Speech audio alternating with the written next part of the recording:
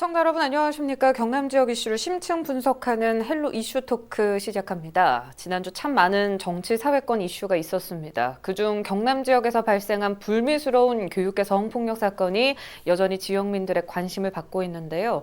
바로 김해와 창녕에서 발생한 교사의 불법 카메라 영상 사건입니다. 성인지 감수성이 주목받고 있고 이 관련 사범들의 처벌이 공분을 사고 있는 상황에서 교육계에서조차 왜 이런 사건이 연이어 터지고 있는 건지 전문가 두 분 모시고 오늘 이야기 나눠보겠습니다. 김해 성폭력 상담소 신순재 소장, 산업 및 조직 심리학 박사, 박정훈 시사평론가 나오셨습니다. 반갑습니다. 반갑습니다. 네, 이 사건 여파가 한마디로 일파만파입니다. 김해에 이어서 창녕에서까지 비슷한 사건이 지금 발생했는데 사건 소식 듣고 여성단체 그리고 이 지역의 분위기들이 지금 어떨까요? 한마디로 참담하다라는 표현을 많이 쓰는데요. 사실 오전에 김해교육지원청에서 학부모와 교사와 시민단체가 함께하는 기자회견이 있었습니다. 학교에서 교사가 불법 촬영이 웬 말이냐 분노의 목소리가 잦아있죠. 내일은 도교육청에서도 이와 관련돼서 불법 촬영에 대한 사건 규탄, 가해자 처벌, 그다음에 근본적인 대책을 마련하는 기자회견이 있을 건데요. 무엇보다도 이 사건이 학교 현장에서 발생했고 더군다나 가해자가 교사라는 데 대해서 우리 사회 충격은 심해졌습니다. 그래서 더 학부모도 분노할 수밖에 없었던 그런 상황이었고요. 사실 경남에서 이와 비슷한 문제가 처음이지는 않았죠. 그럼에도 불구하고 반복해서 일어난 문제이기 때문에 더 분노했고요. 이 사건 이후에 청소년 자녀를 둔 부모님이 전화를 받은 적이 있어요. 학교에서 이런 일이 교사가 어떻게 이럴 수가 있느냐였고요. 근본적인 대책이 필요하는데 사실 지금까지 너무 무심하지 않았냐라고 열변을 토하는 그런 내용들이 있습니다. 거기다가 끝나면서는 뭐라고 했냐면은 충격적이다, 화가 치민다. 도대체 누굴 믿어야 되냐라고 분노했던 그 학부모의 전화를 받은 적이 있습니다. 네, 불안해서 학교를 보낼 수 있냐 이런 많은 학부모님들의 의견이 지금도 들리고 있는데요. 평론가님께서도 여성 인권 성폭력 문제 꾸준히 연구해 오셨는데 이번 사건 듣고 어떠셨어요? 네, 사실 이번 사건과 별개로 저는 연구를 진행을 하고 있었고요. 그리고 그동안에 여성이나 그 아동 그리고 사회적 약자들 그 입장에서 계속 이제 연구를 했었습니다. 그동안 몇 권의 책도 이제 출판을 했었고 신문의 칼럼을 통해서 입장을 계속 이제 개진을 했었는데요. 그런 관점에서 이제 오늘 세 가지의 관점으로 좀 말씀을 좀 드리고 싶고요. 일단 이번 사건에 대해서 이게 첫 번째 이 교사 개인의 문제인가에 대한 고민이 조금 필요한 것 같고요. 그리고 두 번째 조직 내 문화적 문제인지, 그리고 세 번째 이 앞서서 언급한 두 가지 모두의 문제인지, 그런 이 세 가지 관점을 가지고 좀 이야기를 할 필요가 있는 것 같고요. 일단 교육 현장에서 일어나는 성범죄에 대한 인식의 변화가 좀 필요할 것 같고요. 그럼 교육청이 그 무관용의 원칙에 따라 따라서 성범죄 사안에 따라 정권을 징계한다라고 이야기를 하고 있는데 저는 여기서 문제가 좀 발생을 하는 것 같거든요. 그 사안에 따라 징계를 하다 보니 그 징계 결정하는 사람들의 성인지 의식이라든지 성인지 감수성에 의해서 징계의 수위가 조절되는 건 아닌가라는 그런 의구심을 좀 가지고 있고요. 그래서 다른 직무에 비해서 높은 수준의 윤리적 의식이 필요한 교사라는 점을 감안을 할 때 그 성범죄의 그 사안과 관계없이 정권 조금 중징계로 가야 되지 않나 저는 그렇게 생각하고 있습니다. 네, 알겠습니다. 문제 원인은 세 가지 정도로 나눠주셨는데 자세한 이야기는 계속해서 나눠보도록 하겠습니다. 현재 지금 해당 교사들은 어떤 상황인지도 궁금하거든요. 네, 상담소와 교육청 안에서 상담을 받고 있다고는 들었습니다. 이제 김해에는 아직 드러나지 않았고 이 건과 관련돼서 상담을 온 적은 없습니다. 근데 제가 지금까지 성폭력 상담소에 근무하면서 제가 만난 피해자들은 이런 문제가 자기 자신이 피해자가 되리라고는 전혀 생각지 않았다라고 얘기를 하는 사람들이 대부분이었거든요. 이번 사건의 피해자인 교사와 학생들도 마찬가지 아닐까요? 그러니까 심리 정서적 충격은 말할 것도 없고요. 제대로 보호받지 못하고 또 2차 피해에 대해서 상당히 두려워하고 있을 거란 말이죠. 그리고 개인에 따라서 차이는 있겠지만 후유증도 심각할 것이라는 생각도 들고요. 향후 대인관계 문제도 있을 수 있습니다. 사례에 의하면은요.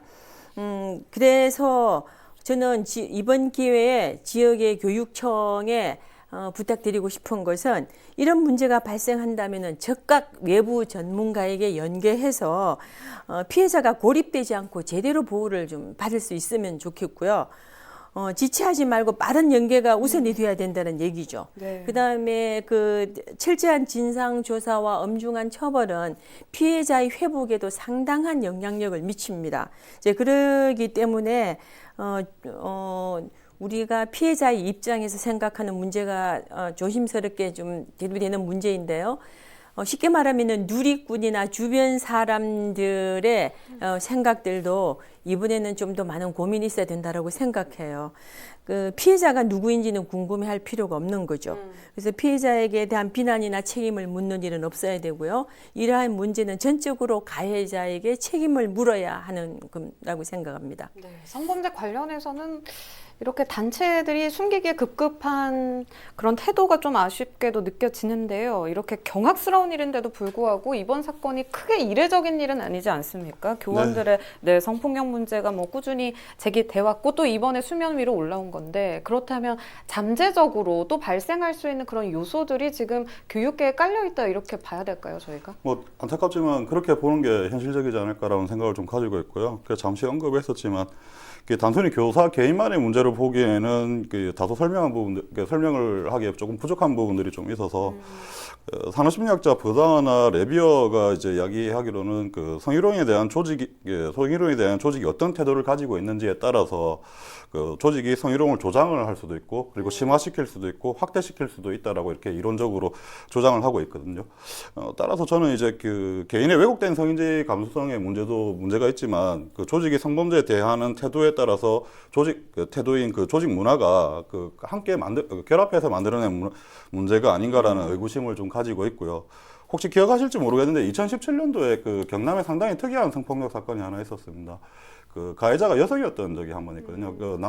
남학생 피해가 있었는데 그런 특수한 문제들까지 경남에서 일어난다고 하는 것을 근거로 삼아서 볼 때 경남교육청 내에서 일어나고 있는 조직적 문화가 조금 문제가 있지 않나 저는 그렇게 지금 판단을 하고 있는 겁니다. 물론 이제 제 개인의 경험 또 요거는 조금 다른 이야기이긴 한데요. 제 개인의 경험을 일반화할 수는 없겠지만 제가 얼마 전에 부산교육청과 경남교육청이 정보 공개를 청구를 했었는데요. 정보 공개 청구를 하면서 두 기관의 차이를 약간 조금 느낄 수가 있었거든요. 그 부분은 제가 조금 이따 다시 한 번 더 설명드리도록 하겠습니다. 그러면 두 기관의 차이라고 지금 말씀해 주셨는데 어떤 차이가 있었는지 바로 말씀해 주시죠. 일단 정보 공개 청구 이후에 교육청 직원들의 태도의 문제에서 제가 조금 차이를 느꼈습니다. 부산청과 경남청 모두가 제게 정보 공개 사실을 확인하기 위해서 전화가 왔었거든요. 근데 물론 이제 이 사실관계를 확인하기 위한 전화는 꼭 필요하다고 봐야 될 것 같고요. 거기까지는 큰 문제가 없었던 것 같고요. 그런데 이제 그 이후에 이제 이 경남청은 제게 한 3번, 4번 정도 더 추후에 전화가 왔던 걸로 제가 지금 기억을 하고 있거든요. 와서 뭐라고 하던가요?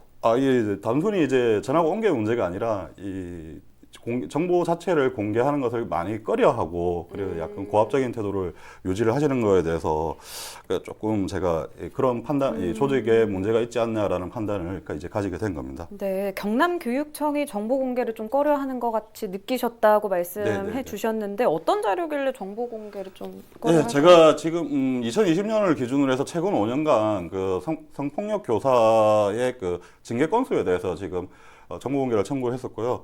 이 자료를 보시면 아시겠지만은 단순히 이제 우리 경남교육청이 부산교육청보다 인원이 교사의 징계 인원이 많다는 것도 문제이지만은 이게 그것보다 더 심각한 문제가 뭐냐면 2018년도 상반기에 우리가 미투 운동이 있었지 않습니까?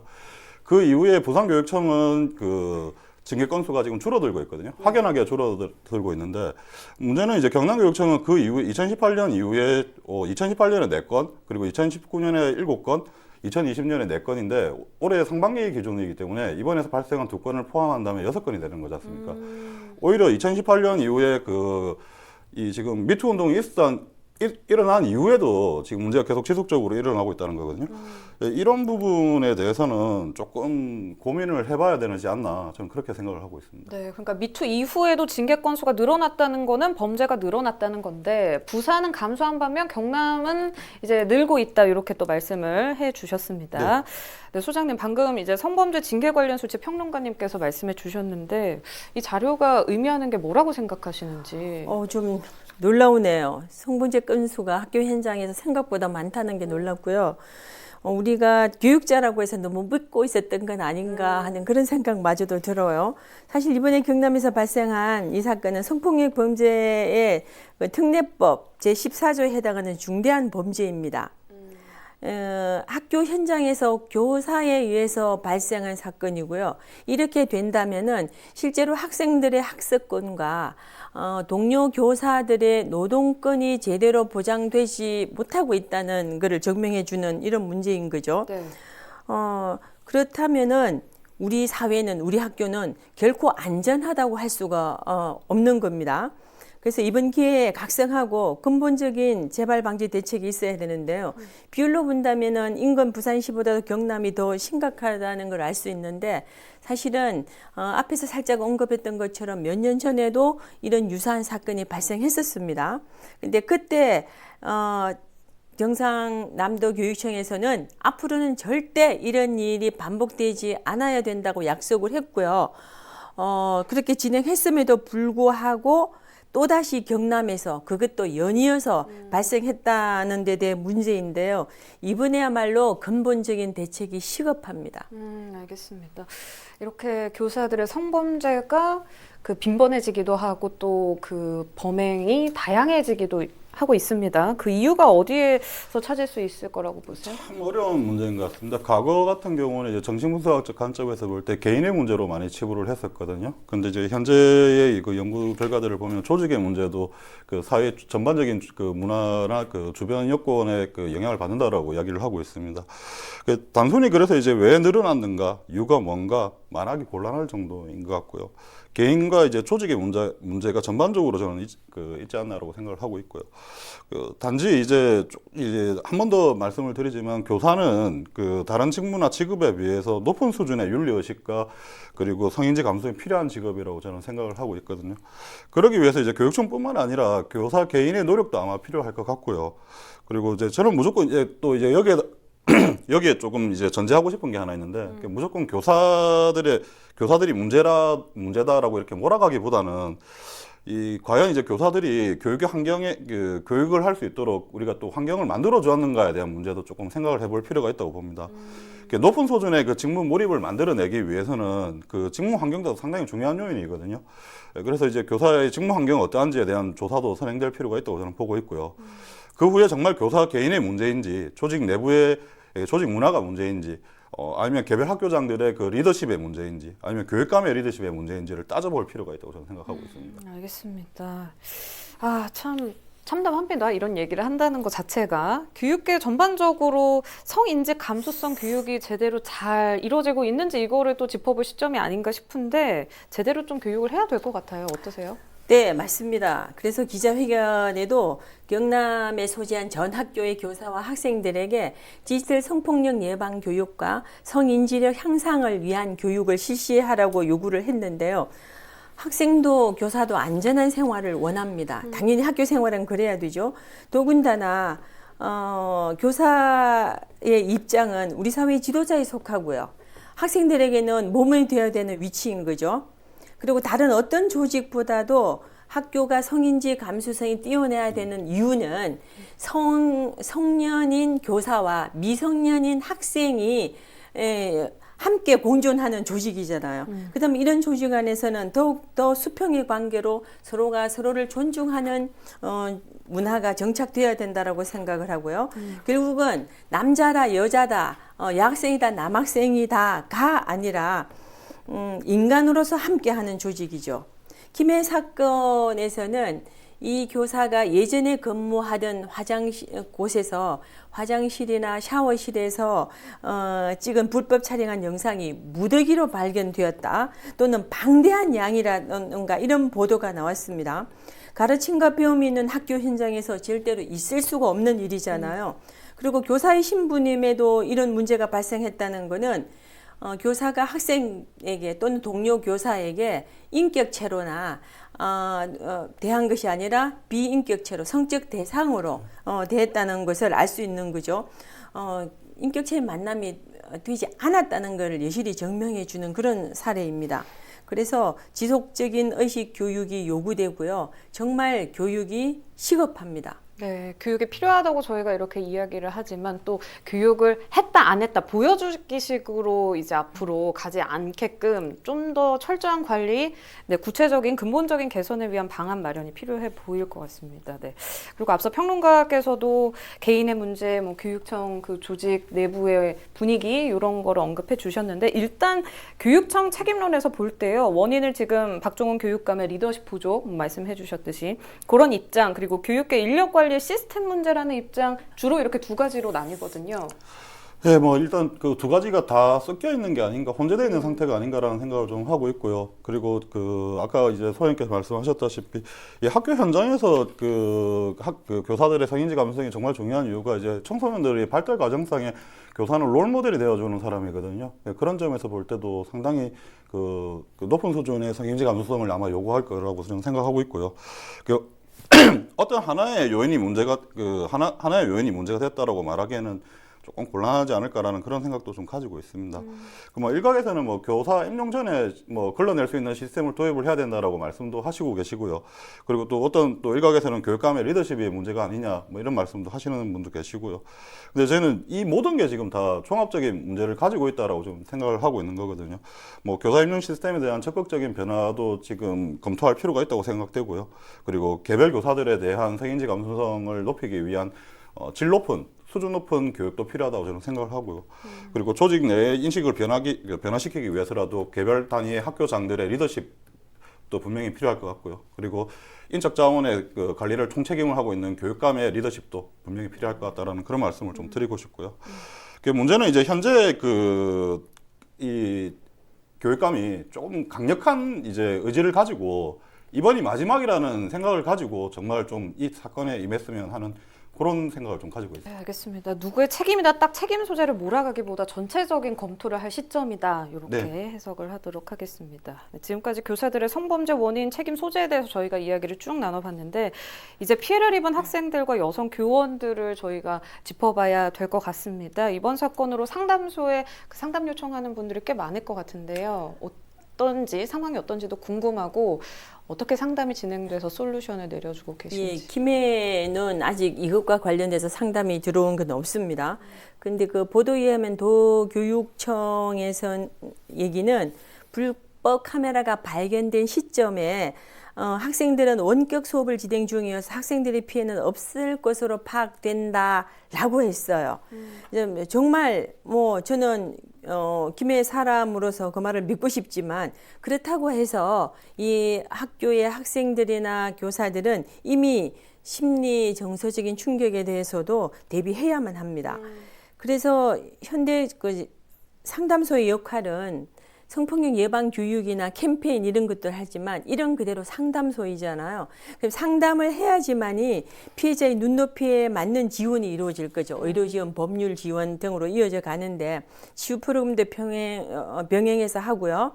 그래서 이 피해자를 단순히 피해자라 보는 게 아니라 우리가 피해 생존자라고 하는 것들은 상담소를 찾아와서 연대를 해서 힘을 얻고 다시금 피해가 발생하기 이전에 나로 돌아갈 수 있는 이런 역할들을 하고 있는데 그렇게 돼야지만이 타 상담소와 연결을 하거나 여성 긴급전화 1366이나 해바라기 센터나 스마일 센터나 아니면 보호시설 장기간 있을 수 있는 이제 이런 곳들하고도 솔루션도 진행되고 이러죠. 사실은 N번방 이후로 김해 성폭력 상담소에는 이것과 관련돼서 상담이 상당히 많이 늘어났습니다. 2배 이상입니다. 막연하게 불안한 가운데 생활을 하고 있다고도 얘기를 합니다. 모두가 안전한 사회를 원하죠. 상담소는 늘 준비되어 있습니다. 언제라도 각 지역 상담소는 함께 할 것이라는 걸 말씀드리고 싶습니다. 네, 알겠습니다. 오늘 이야기 여기까지 듣도록 하겠습니다. 오늘은 김해 성폭력 상담소 신순재 소장, 박정우 시사평론가와 함께 김해와 창녕에서 있었던 교사 불법 영상 촬영물 사건에 대해 분석해 봤습니다. 이번 일로 교육 현장에서 아이들에게 헌신하는 선의의 교사들이 피해 입지 않기를 진심으로 바라면서 오늘 헬로 이슈 토크 여기서 마무리하겠습니다. 유튜브 채널 헬로 경남 통해서 다시 보실 수 있습니다. 시청해주신 여러분 고맙습니다.